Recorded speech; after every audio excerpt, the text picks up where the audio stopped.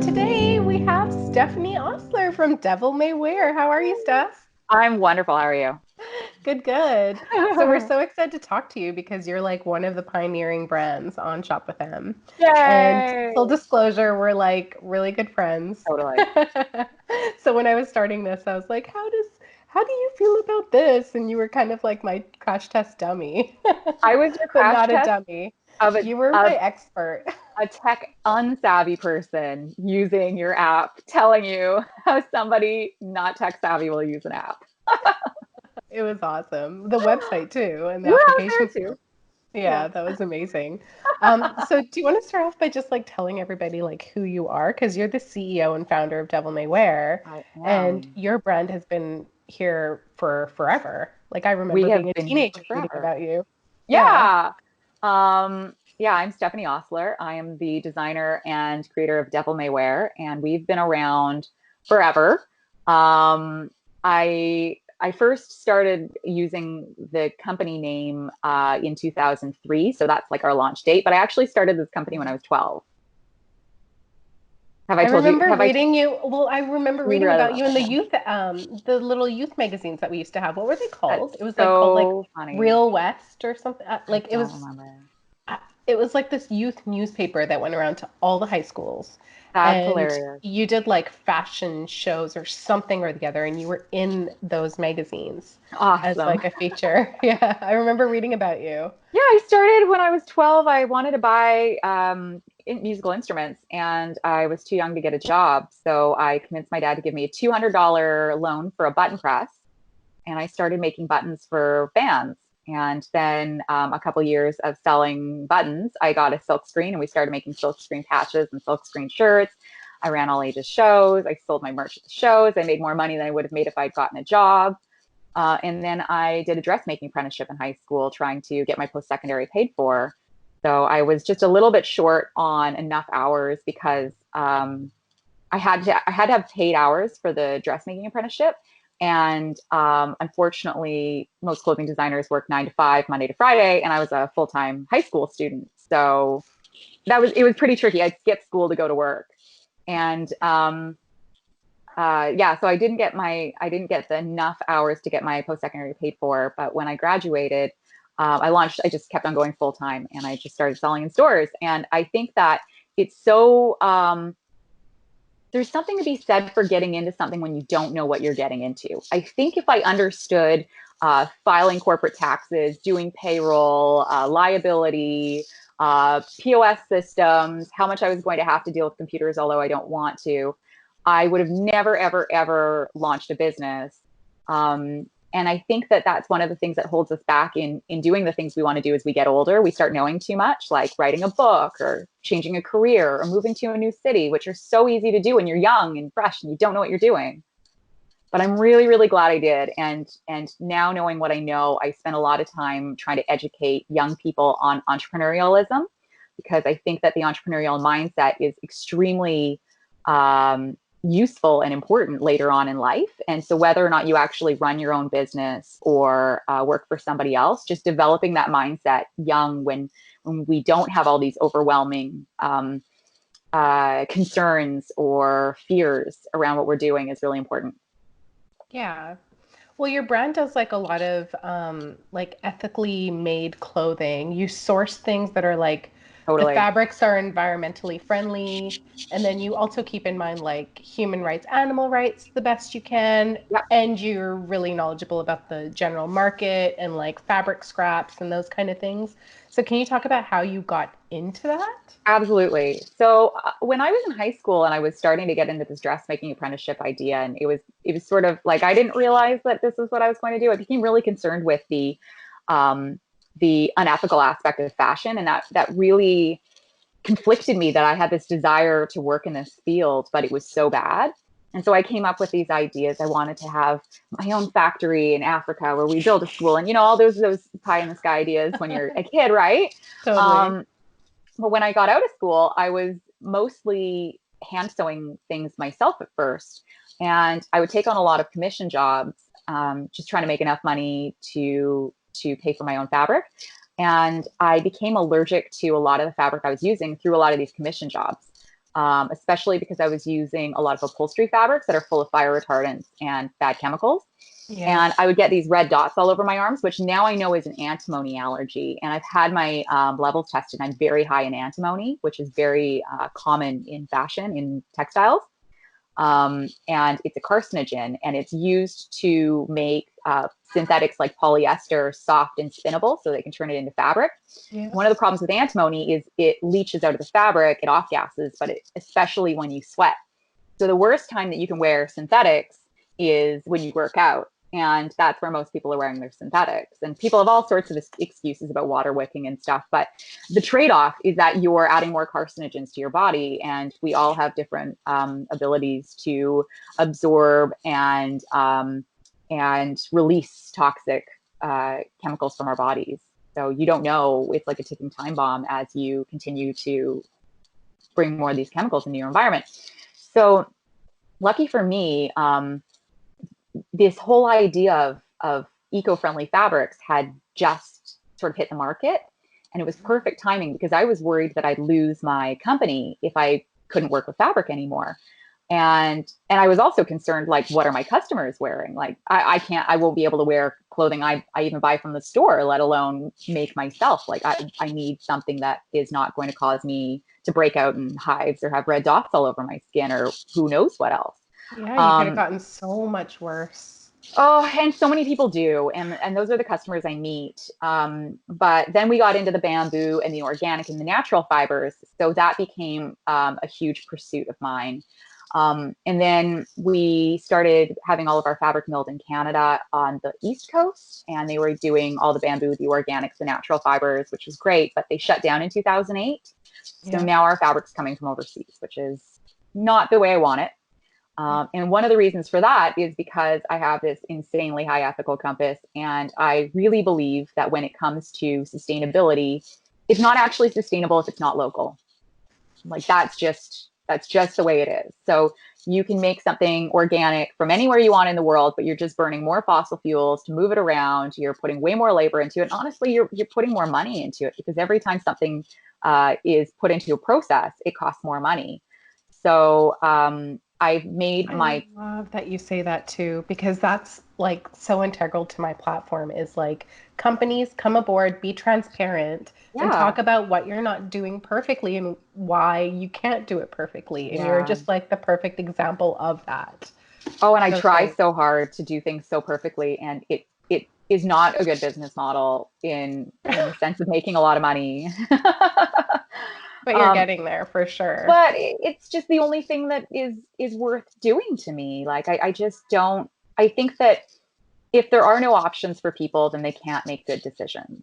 So my number one priority is local. I think that I try to make things as local as possible, and it pains me to say that where we are right now is I've noticed that my ability to make things local has been backsliding because things outside of my control, like mills shutting down. And Mhm. I'm not a fabric mill, I'm not a textile mill.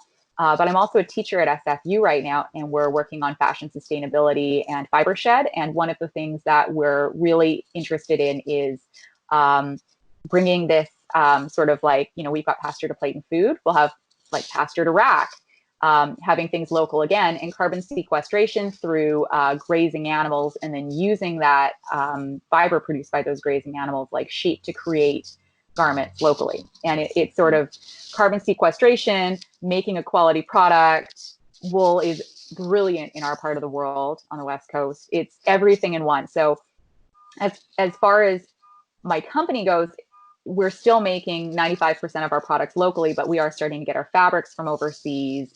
We carry a couple products in the stores that come from overseas, those little kind of things. But as that's actually been going as far from local as I could ever possibly imagine. On the other hand, with the education aspect and what we're doing behind the scenes, we're bringing it more local than it's probably ever been.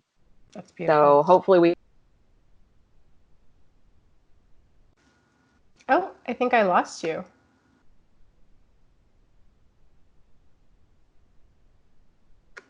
More because You never have that happen? Skype cut. Yeah. No, I don't think I actually have, though. I don't use Skype too much. Okay. Well, that's It's okay. like I've had it happen a couple times now, but we're back with Stephanie. Yay. We got cut off. And you were saying that like you have more local in your store now than ever before, which is Well, no, beautiful. I was saying the opposite. That Oh, yeah. well, So sorry. where we used to actually have all of our fabric milled in Canada, everything was very, very local. It was all sourced locally, coming locally, then produced locally, sold locally. Right. Because of things out of our control, like mills shutting down, we now are getting the fabric from overseas, and things that, like, it's been slowly, incrementally moving further away from me, and that's been completely out of my control. But what I'm doing behind the scenes is I'm teaching at SFU and working on the Fiber Shed project, where we're talking about creating more textiles locally through carbon sequestration, through grazing animals, and using the fiber from the grazing animals to produce fiber, and then we can mill it and then put that in a product and actually have something even more local than we've ever had before. So it's kind of like, as my world as a clothing company has slowly been shifting away from my base, which is something that's really disturbing to me and largely out of my control. On the other hand, I'm working behind the scenes to sort of bring those two back together. Yeah, it's really beautiful. And your Yeah, teaching at SFU is just so beautiful too, because you're it's teaching the really next cool. generation of everything that you've learned. It's amazing. And Love it. it's not even that I'm teaching what I've learned, because the course is very much an exploration in these concepts. And one of my favorite things, and I notice with people, uh, in every sort of circumstance where I've taught these things, or anywhere where I go to do a talk, the beginning of the conversation, the people are often like, well, tell me the answer. What's the answer? I need the answer now. You have to tell me the answer. And then we have to tell everybody, as if there's one answer that somebody's come up with that for some reason nobody's doing. And I get a lot of intense energy from that. Like, if I don't provide the answer within a few minutes, I'm going to lose them. And they're not, if I don't have the answer, they don't want to hear from me. And as soon as Like, we get start to the talking, point, get to the yes, point. tell me And what the it's answer like, is. I need the which answer. which makes sense on some level, and it's just because of the instant gratification lifestyle that like social media has brought into the world. I also think that I feel. if you're not well if you're not well versed in this concept, it can seem very black and white. Like, it just seems obvious. Just Yeah. and the other thing that most people come into it with is, what should I buy? Like, I need to buy something to be better. Everything's about buying something. And it's not. Even the most sustainable, ethical product is going to become garbage one day. Like, Yeah. it's not about just buying more things. When you do need to buy something, which eventually we're all going to do, the idea is to buy something better than any of the alternatives out there. But if you don't need anything, the answer is not to buy. If you don't need anything, but Yeah, if you if you need don't need something, anything. find something that supports a circular Yeah, economy that you can one day totally. ultimately compost But the answer or is, recycle. when I go stand in front of a class, or I go to a talk, and I get, well, what should I buy? What should I buy? The answer is not going to be to buy. Like, that's not what this conversation is about. And so when we start unpacking this, and how complex the problem is, and like, you can't just use natural dyes. This is one of the concepts that people are really into. Like, let's just switch to natural dyes. I Everything should be love just dyed with. natural dyes. They're great, but we don't actually have enough agriculture in the world to 100% use natural dyes. We would strip the planet. We actually can't use 100% natural dyes. We can't. Yeah, It's but true. like if you mix natural dyes with recycling what you already have and upcycling what you already have, I think there could be a happy medium. With the amount of production we have today, you Yeah. would strip the planet of all of its agriculture if you used 100% natural dyes. Yeah, 100%. But if you Yeah, balance it with other things, you're set, in my it's opinion. but Right? this is my point: is people expect one answer. They think, well, natural dyes. We'll just use natural dyes. Everything has to be natural dyes. It's not an answer. For new things that you're producing, it's a really good option.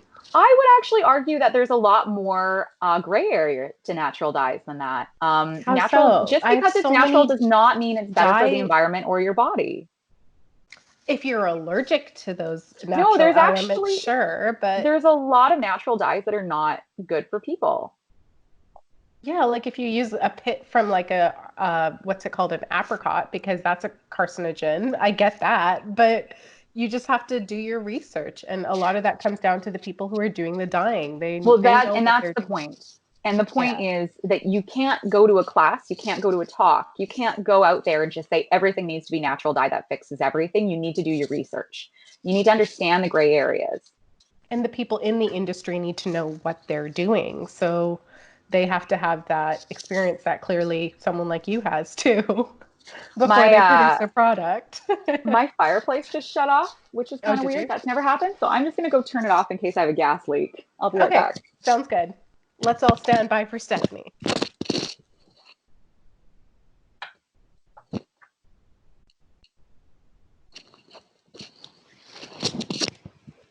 All right, sorry.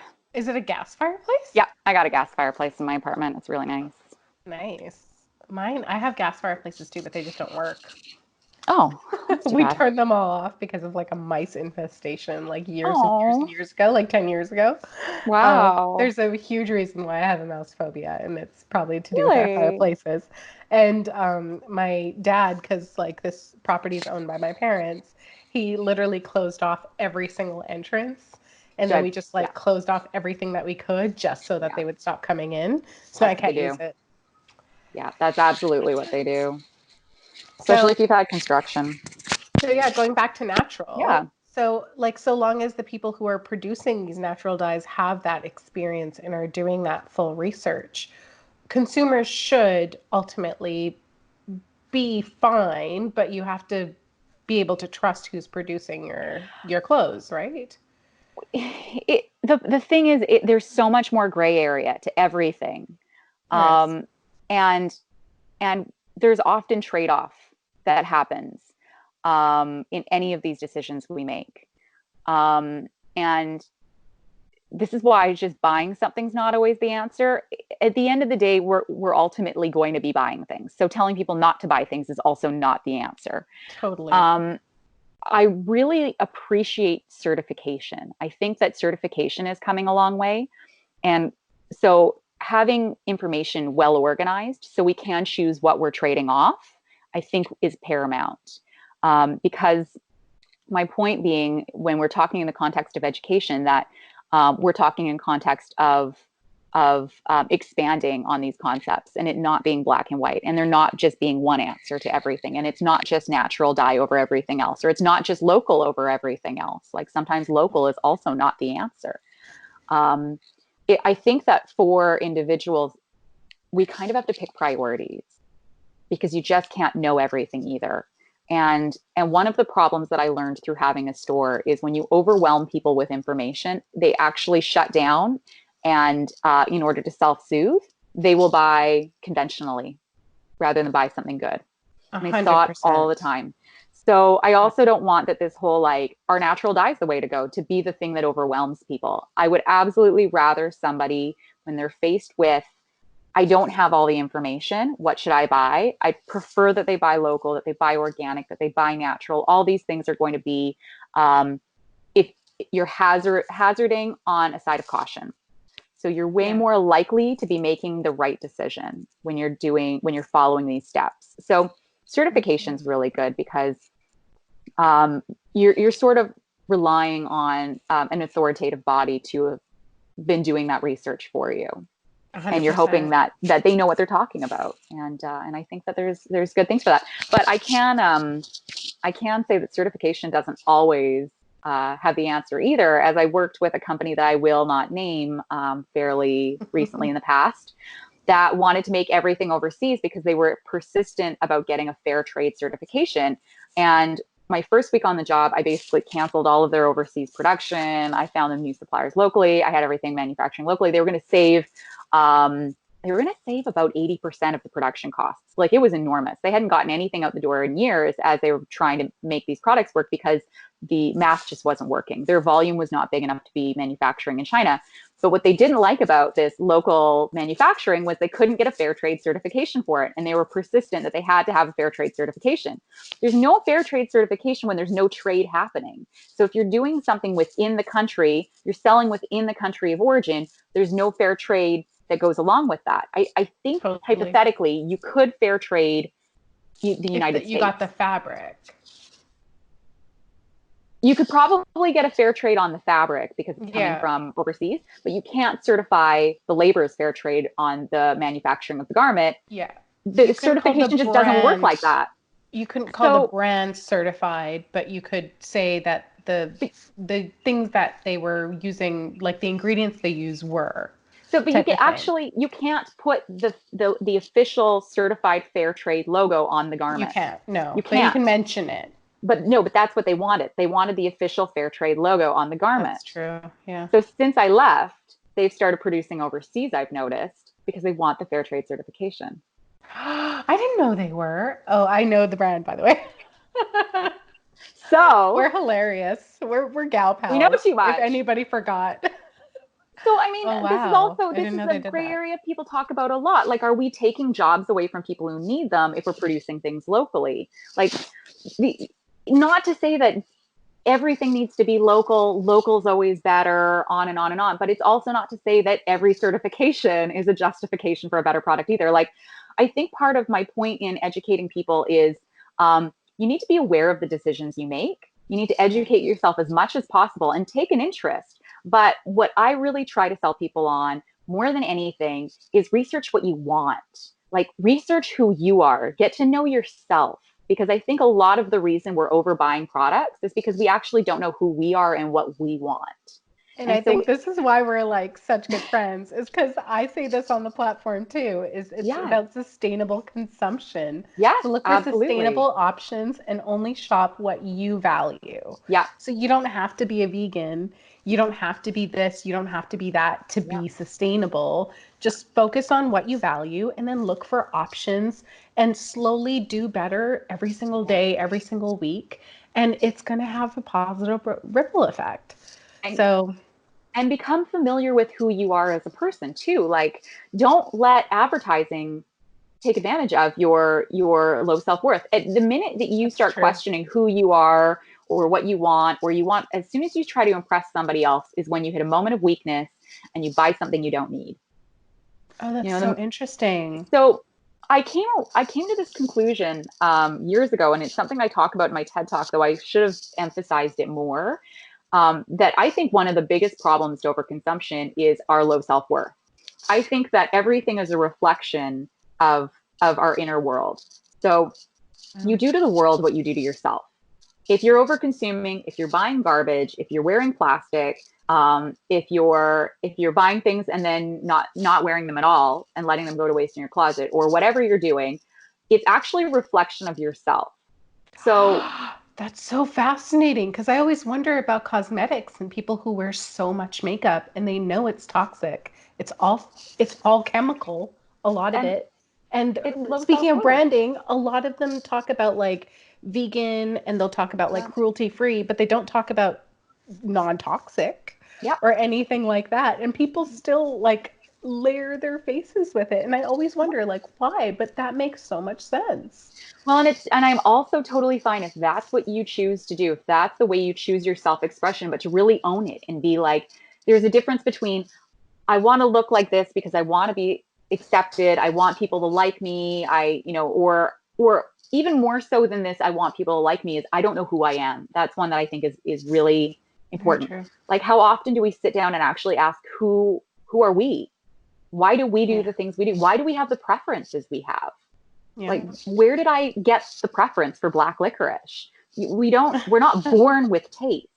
Yeah. But, you can go to Japan, and people love natto, which is fermented soybeans, and they're very healthy for you. And I've tried to get into it because I'm a health fanatic, and and they're really stringy. Like, when you pull them apart, they just have these little spider strings. That Have you ever had natto?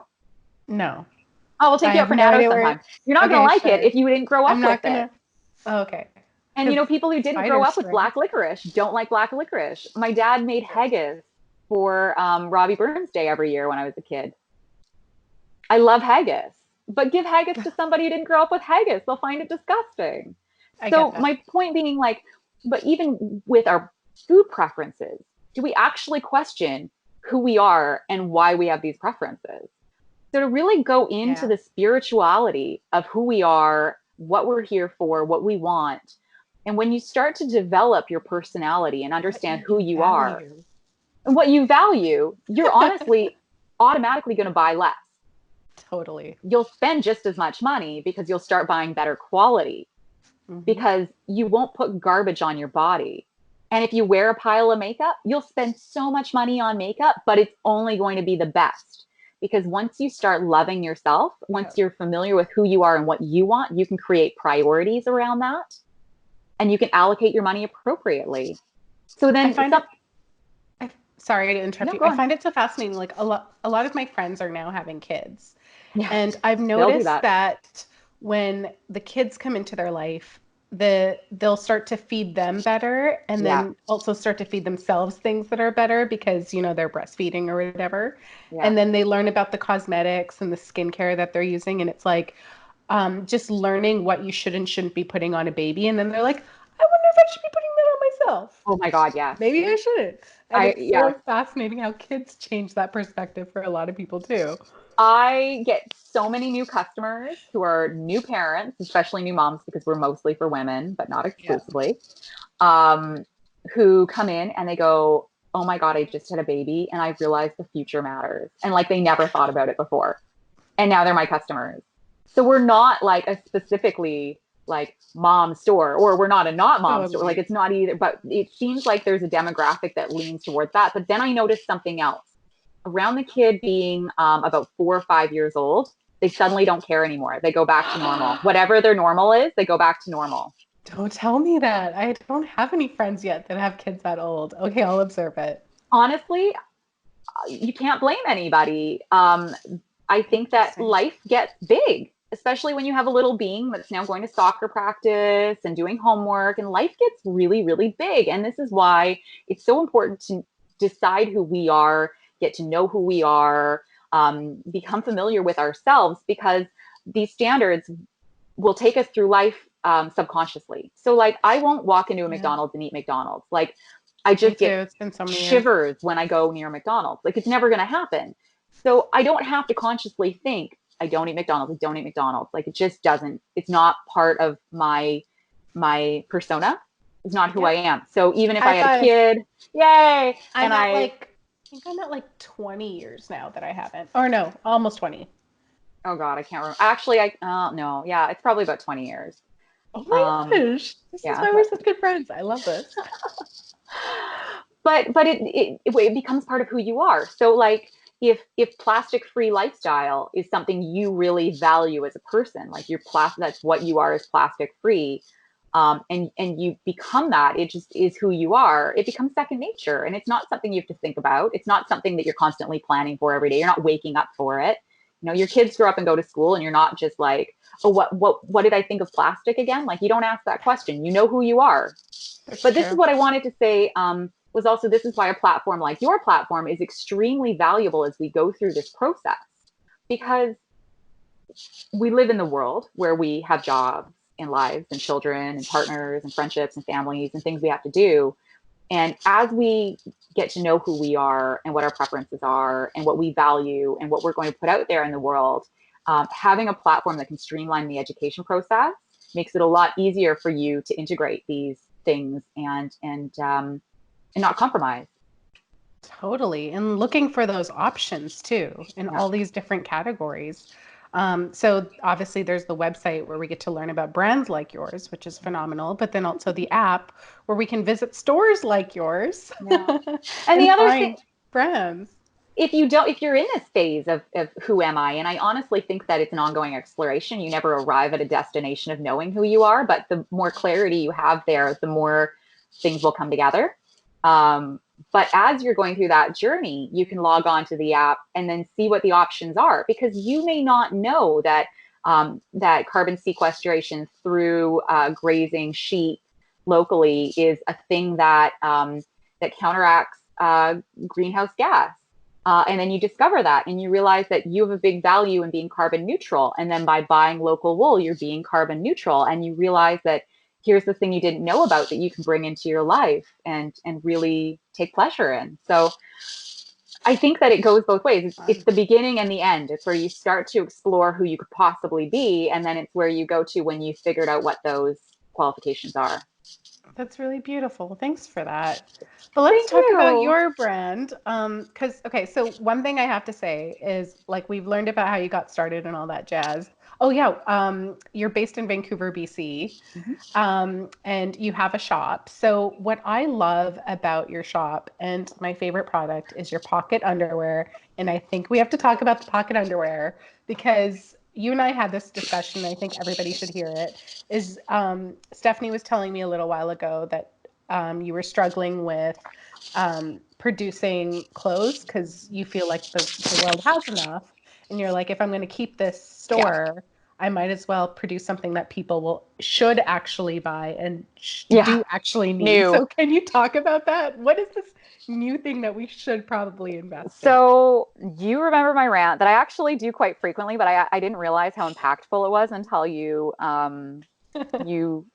you commented on it after my last talk at SFU. That I've never had a customer who needs new pants. Like I've never met a person in my entire career who needs a new pair of pants. Like we all have a lot of pants. We don't. You don't need a new pair of pants. You want a new pair of pants. You don't need a Sometimes new pair of I pants. need a new pair of No, pants you too. don't. The world is over effing run with pants. There are too many pants, not enough people to wear the pants. There's pants everywhere. You may be out of pants that you want to put on your body, but you do not need new pants. You can find Okay. used pants. A friend will Okay. give you pants. It's incredible how many pairs of pants there are in the world. But it's interesting the reaction to that. You this people have a gut reaction when I say that. And well, but you sell pants and what, but then why are you selling them to your customers? And honestly, I've gone on this whole journey of why I do this because the world has too much stuff already. We're overproducing currently. You walk into a value village and it's so overrun with clothing that's hardly been worn. How can I possibly ethically put another pair of pants in the world? But the reason I do is because you may not need new pants. You're probably going to buy a pair of new pants this year. And I would rather you buy a locally made, sustainably made, good quality pair of pants that I will repair year after year after year. If you need them to be, I will hem them for free. I will alter them for free. I will take care of these pants as much as I possibly can versus buying something made in China, mass produced. Somebody jumped out of a window or a building collapsed. Like, and it's full of antimony. So Yeah. I do clothing because I want to offer an option. I want to show you there's an option so you don't have to compromise if that's what you care about. But I have been downsizing on the amount of clothing I produce because I'm so conflicted. But underwear is a different case. I don't think people should buy used underwear. I think that there's a It's very so strong disgusting. hygienic argument for buying new underwear. Okay, Um, could you ever, like, have you ever? I have to ask the question. what, me bought used underwear? Hmm. Well, I have never bought used underwear, but Okay, good. I I have just had thought I a should ask because I know you're very open to possibilities. this is a really judgmental thing for me to be saying right now to customers who may have come and said this to me. I have had a number of customers tell me that they discovered my underwear when they bought it used at a thrift store and they loved it. Mm, A the pocket number. panties? Well, just we make a lot of underwear, not just one style. I Right, don't but think like anybody's you ever can never get rid of your pocket panties. I don't know what styles they were, but Okay. underwear ends up at the thrift store because it's final sale. We're a very small business. There Yeah. is a hygienic argument for underwear being final sale. I don't trust a place that takes underwear returns. Either they're reselling it or they're throwing it out. Those are your two options. Yeah. So, which one are they doing? Um, Underwear is final sale. I pride myself on having exceptional customer service, but this is one thing where I'm really strict. So people buy underwear as Christmas gifts for people and they buy the wrong size. That happens. Okay, I get I that. suggest regifting it to someone else because you've never worn it, but I don't know that. And I can't promise that to my customers that you've never worn it. So I Mm. can't accept it back, but you can give it to someone else. I would suggest donating it to the women's shelter, actually. I donate any underwear that has flaws or doesn't sell for any reason to the women's shelter, and I love it. And they're so happy to receive underwear. They need it. Yeah. And they accept used underwear because they have no choice. They need underwear that badly. So I'm thrilled at Beautiful.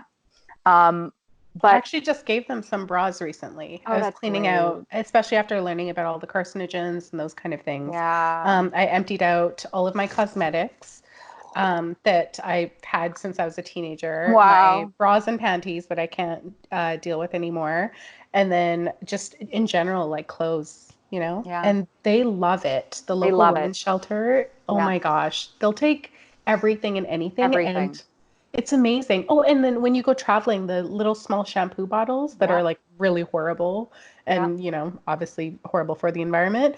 I noticed that a lot of hotels, even if you don't use them, they still give you new ones. Oh God. And then I don't know what they do with them if I leave the hotel room and I just don't use them. I'm thinking that they might Horrible. even throw that stuff away because you might They probably open do. it and sniff it or something. Oh, So I always keep them and then I'll keep them in a Ziploc bag in my washroom until the Ziploc bag gets full. yeah.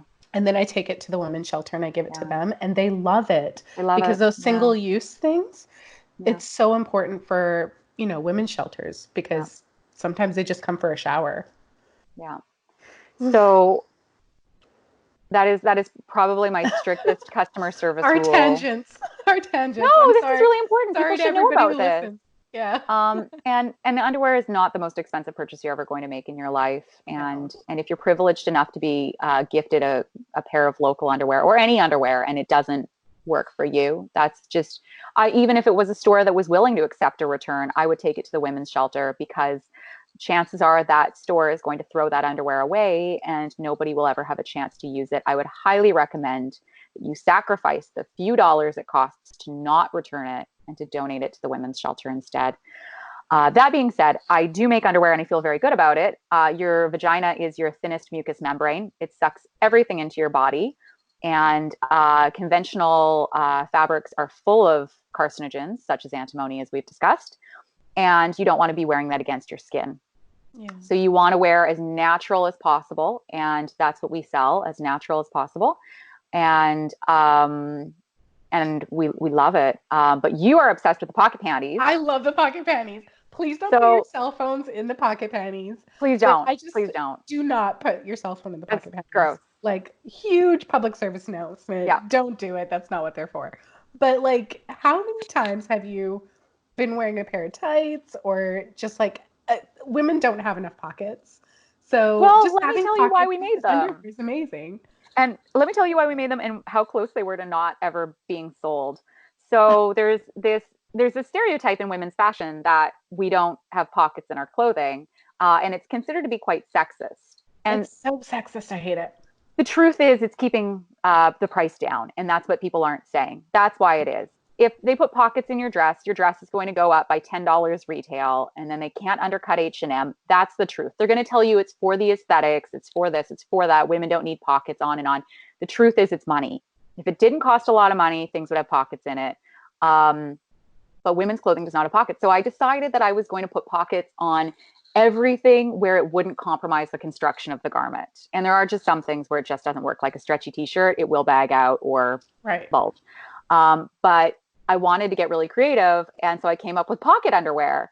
And I was making this underwear with pockets in the front, and I was thinking to myself as I'm making it, like, I'm just a goof. I don't take life very seriously, other than like I want to leave the planet a better place than I found it. That's about as serious as I get. And the rest is, Yeah. let's have fun. Let's don't take yourself so seriously. Just relax. And so I'm thinking, this underwear is so ridiculous. This is so ridiculous. Everyone's going to laugh. I'm trying to be a more serious company. I'm trying to make more professional clothing because that's what people want these days. That's what they're spending money on. I want to make you natural fiber professional clothing that you can wear to work because there's a shortage of that. And I'm making this pocket underwear and this is ridiculous and everyone's going to laugh and on and on.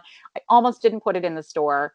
And then I thought, well, let's just see what happens. And the response has been amazing.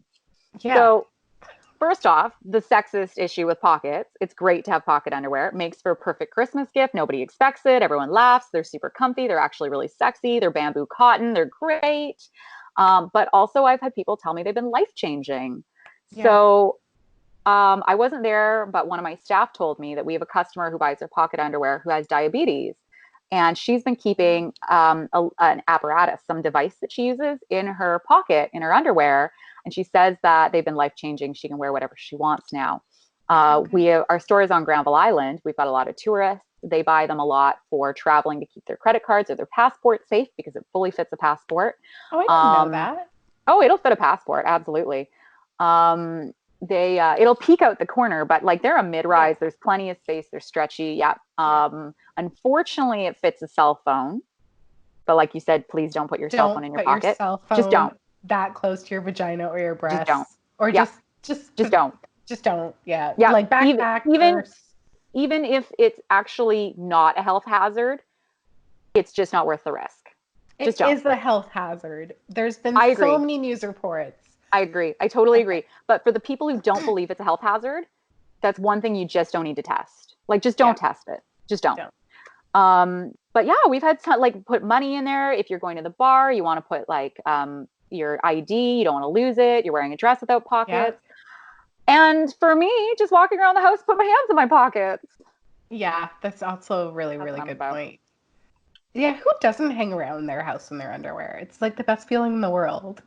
I guess we're releasing too much information about I'm in two ourselves. different seasons here. Like June to September, I'm warm enough, but the rest of the year, I'm like wearing a fur coat. I'm so cold. So Oh, my house is quite nice. I got a But I fireplace, always but have pockets in my like sweatpants and stuff too. You hmm, have to have pockets. If you don't, new it's pockets. just you need a pocket anyways. So yeah, okay. Well, if you want some pocket panties, so Perfect how do Christmas customers gift. yes, Christmas gift, any time of the year, just in general, buy some good panties and bras for yourself. You also do bras, Yeah. obviously. Um, Bralettes, no underwire. Though we are getting into underwire a little bit, but just try not to wear underwire. I'm very opinionated on that. Less underwire, yeah. the better. Well, I showed you my bra that time Yeah, too. yours is great. Stephanie and I know each other really well. So, I make but mine underwear for has that people. I little see slit. everything. Yeah, totally. Yeah. Mine has that little slit, like right at the breastbone over here, Yeah. just so your boobs can breathe. And it's Yeah. so amazing to be able to let them breathe. Because who wants boob Totally. sweat? It's the worst. And there's so little you can actually like if you're going to wear a bra, whether it's good or bad or natural or synthetic, you're always going to have boob sweat. It's Yeah, hard. That's you great. gotta That was have a really cool bra. some air coming through, and it's all cotton. I love it. So, anyways, customers who do want to reach out to you and buy your products, how do they do that? So the best thing to do is walk into my store, which I really prefer. I think everybody should start by buying things locally before they order anything online from anywhere. Please. Um, and my store is on Granville Island in Vancouver. So when you're visiting Vancouver, it's absolutely a destination you must see. Granville Island is the best place in the world. I've wanted a store on Granville Island since I was in preschool. It is an idyllic community full of local artisans. If you can't find what you need, if you can't find ethical, local, natural underwear or underwire free bralettes or linen pants, and you really need to order them from me, we have www.devilmaywear.ca. And I have to warn you, we're going through a new POS system. So my inventory on that is not up to date. And there is currently no promo code for Shop with M. But you can email me at devilmaywear@gmail.com. It's super easy. Let me know exactly what you're looking for, and we'll give you a 10% discount for Shop with M. And any shops that are on the app that are doing local retail and sell, clothes and stuff, I highly encourage you to reach out to Stephanie. And if you want to carry the pocket underwear, I highly It's suggest you do. And let's like share Devil May Wear with the world because I love, love, love her brand. And if you've been listening to this interview, you're obviously going to love, love, love her because she's Stephanie. She's just so Aw, endearing. I love you. I And love there's a reason we're you. such good friends because We hit just it off right away. we did. We were like obsessed with each I'd other. love to do an interview sometime about how we met, just because that was also fun too. God, how did we It'd be meet? brief. Oh Oh, well, with yeah. that Oh, TV the show you were TV working show I on. was working on. Yeah. I would love to tell my side of the story sometime. That was hilarious. What? What's your side of it? Just tell it now. Okay. Now I'm curious. So you contacted me early or it was like mid spring, and we're like, I'm doing this show. It's a reality TV show. They want to produce their own garments. They're going to showcase them at Oh yeah. Vancouver Fashion Week. What do you think? And I wrote back and said, there's not enough time to do this. It's not going to happen. And you were like, okay, great. We'll contact you when you're ready. And then you contacted me sometime in like late summer. The fashion show is supposed to happen in September. And you're like, hey, so we're ready now. And I was like, I told you back in spring, there wasn't enough time. And now we've got a month. This is not going to happen. And you were like, okay, that's fine. And then you contacted me again and we're like, so do you want to come on the show and just like tell them on camera that it's impossible? Yeah. And I'm like, okay. So that was really, really fun. Yeah. It was And so what I, fun because you were schooling oh, them the whole time on it camera. was, We loved you so much. I, As a producer for a TV show, it was just gold. I it loved was it. ridiculous. And then hearing your side of the story, and I haven't seen the TV show yet, and I can't wait to see it. But actually, how it worked out, it Yeah. just sounds so beautiful. And I don't want to put any spoiler They alert, but totally made it happen because these oh, girls, like even people who work in incredible. TV, if you tell us something can't happen, we're like, "Psh, I'll do it tomorrow. I know I work We're a in TV TV now show. too. Yeah. We make Part things time, happen. but that's Yeah. why I do it, because I make things happen. But this was one where I was like, they came to show us. The whole point was we were going to have a meeting. They were going to showcase their designs. We were going to break them down and have a Yeah. conversation about making them.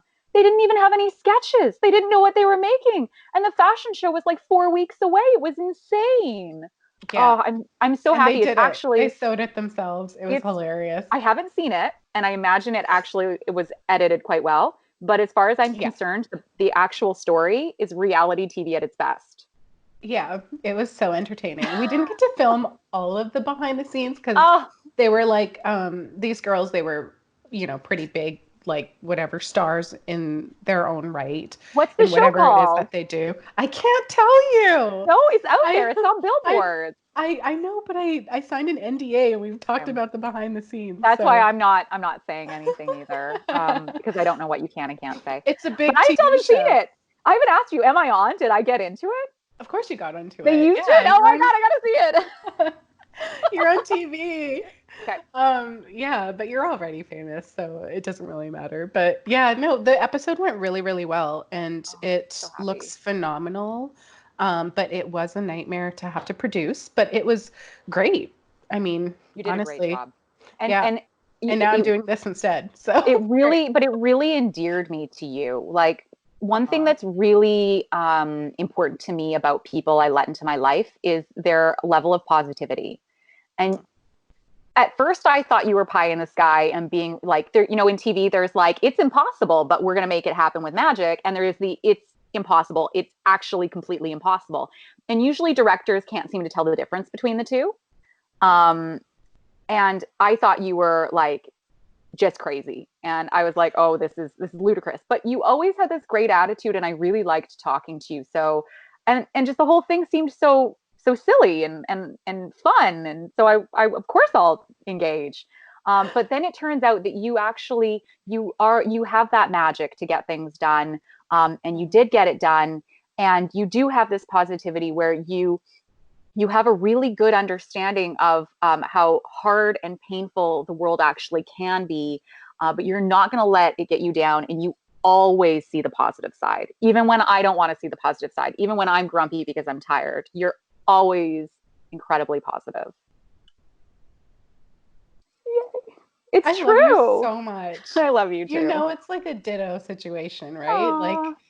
you say you're not positive, I but get like grumpy sometimes. you're just real is all it is, sweetie. Like honestly. I'm real. And I am I just didn't say sweetie like in like a, fine. misogynistic like That's whatever fine. way that people say it, but like you really are a sweetheart. You have like the Aw, kindest thanks. heart ever. We love each other, whoever is watching this. We clearly love each other so much. But like Stephanie brings that reality to the situation because she comes with so much experience and you need that in a team. I'm just really obsessed is my thing. I'm obsessed, and I have a real problem with compromise, and I'm faced with compromise myself constantly. And one of the reasons that I choose to run a company, although it's challenging and it takes so many hours, and there's no guarantees, and I'm making clothing in one of the most expensive places in the world I could possibly make clothing. There's no way I could compete with foreign labor. I do it because I know that my expectations for making a better product in a better world are so unbelievably high that I don't think I could trust anybody else to hold such high standards. And there are companies who are doing a really, really good job of it, but I just can't compromise myself. That's beautiful. And Thank the you. shift is happening in the universe right now. It's happening. People are looking for sustainable options, Yep. and that word is a little bit complicated, and people are figuring out what it means for them. Yeah. Thanks to people like you, they now have options. So thank you. So can I just do a couple more shout outs? I'm just thinking about this as I'm sitting here because I'm not a good self promoter. Sure. Um, uh, the course I'm teaching at SFU has had a name change recently. So if anybody Simon is Fraser University, by the way, if Simon nobody Fraser knows what University, SFU is, if you're like sitting in wherever, Australia, Simon Fraser University in Canada. and I'm teaching the course with Emily Smith, who's incredible. And she has a great website called Random Acts of Making, which is really cool. If you look that up, Random Acts of Making. Our course is called Make Change Labs. It had a different name, but we ran into copyright infringement, which was weird. The course name has been around forever, but anyway, so it's Make Change Labs, and it's a business course that focuses on fashion sustainability. We're also working on the fiber shed in Vancouver. So if you look up Vancouver fiber shed, there's not a lot out, but we're looking to bring more people on board. So if you want to join and help out, Vancouver fiber shed. And if you look up Devil May Wear Vancouver anywhere online, I get these like really enthusiastic pushes for Instagram, and then I fall off the map and stop trying, and then I get enthusiastic again. So I've recently been like reinvigorated on Instagram. It's my favorite social media platform if I'm ever going to do one. So at Devil May Wear, it's really straightforward, and contact me anytime about anything at all. Pocket underwear is my biggest one. Let's spread the glory that is pocket underwear The throughout the feminist world. pocket underwear. Feminist, natural, and like healthy, good for you. Yeah. And yeah, tell your local clothing stores and stuff that you want to carry Devil May Wear too. So I think Thank you. I would love that to I have love Devil May that. Wear everywhere around the world. Okay. Oh, Well, thank you so much for thank taking part you. in this. I heart you long time. I heart you too. And hopefully see you soon. Bye. Bye.